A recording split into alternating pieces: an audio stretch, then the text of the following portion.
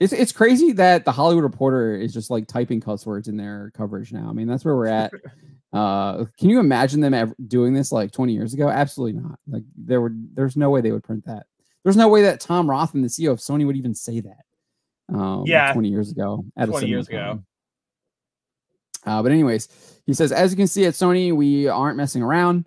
He said, originality is always a risk, but to me, the bigger risk is boring the audience to death with sameness, no balls, no glory. So I actually 100% kind of agree with what he's saying here. Like, I do think the audiences are being bored to death with a lot of sameness. I think clearly Marvel is like showing that it's the same thing. It's, yes.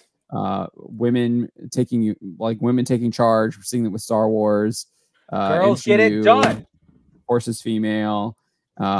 Basically, I mean, Critical Drinker has literally a whole series on like why modern movies suck, and it has every single like he's like. I mean, you just go look at the playlist. The points are all there. Yeah, it's like men being like beaten down. It's I don't know. I don't know if I have it up, but because I was trying to like include it in my coverage of this.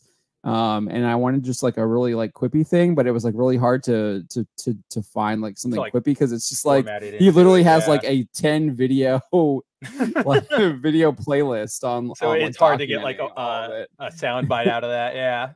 Yeah, but it's here's the playlist. I got it here. Their setup and payoffs suck. They're written by children. They're destroying our heroes. The soft reboot, which I think is a huge problem. They teach us awful lessons. Modern actors, we were just talking about. CGI overload. They hate their own fans. The myth. What's this one? The myth of the modern audit. Oh, the myth of the modern audiences, of course. So like, and yeah, those are all things that every single one of these studios are doing.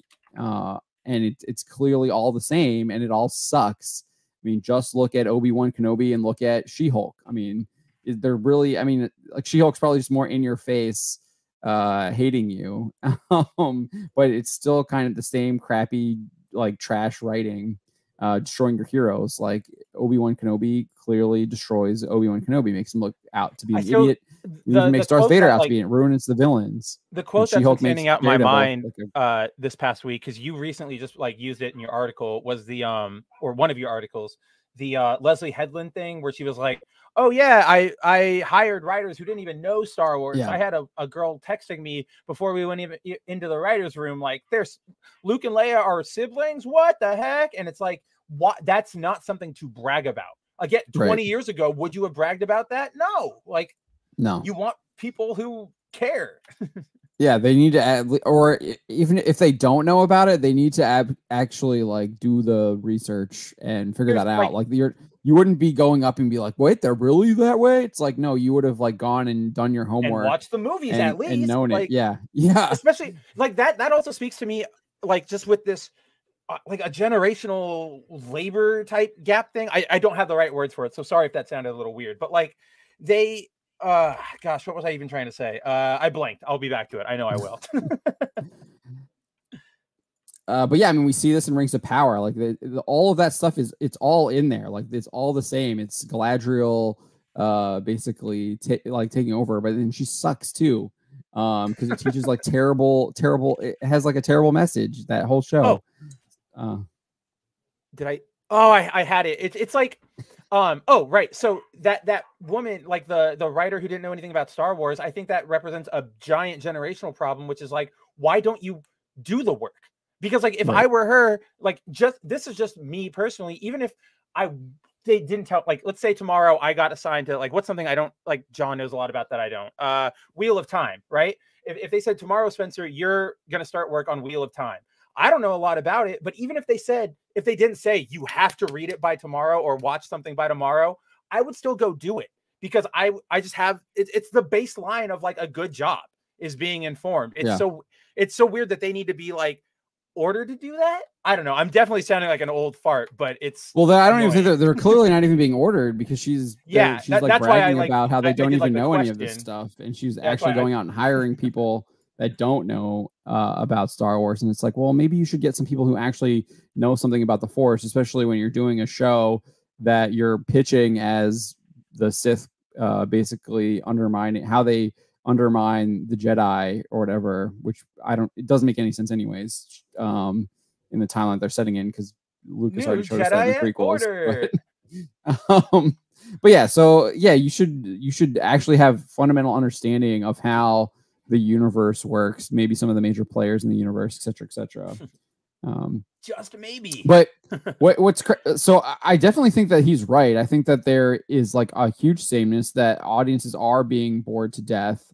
And I think you see that with the MCU. I think you see that with Star Wars. I think you're seeing that with Rings of Power. I mean, I think all of these shows are very similar, very the same. They all have the same kind of themes, same kind of plot lines, and it's all kind of the same, and it all just sucks as well. And no one wants to watch any of that stuff. They do want to watch like the promise of what it should be, but when they actually sit down and watch it, and it's just like, what am I watching? Like, why am I even doing this? Like, why did I do this? Yeah. Yeah, I mean, Lauren Connor, who writes over at the Park Place, he is literally calling on people like boycott Star Wars now. And this is the guy who was just like 2 weeks ago was like trying to, maybe it was like a month ago, I was on stream with him, and he was trying to like write a script, trying to actually reconcile like the sequel trilogy with everything. And I'm just like, you can't do it. You can't. He was actually trying to, like, he was still trying to figure out a way to like do all that stuff with the World Between Worlds and everything like that. Now he's like, after season 3, he's just like, just boycott this crap. It's just absolute garbage. Thank you. Wake up, everyone. Get real woke.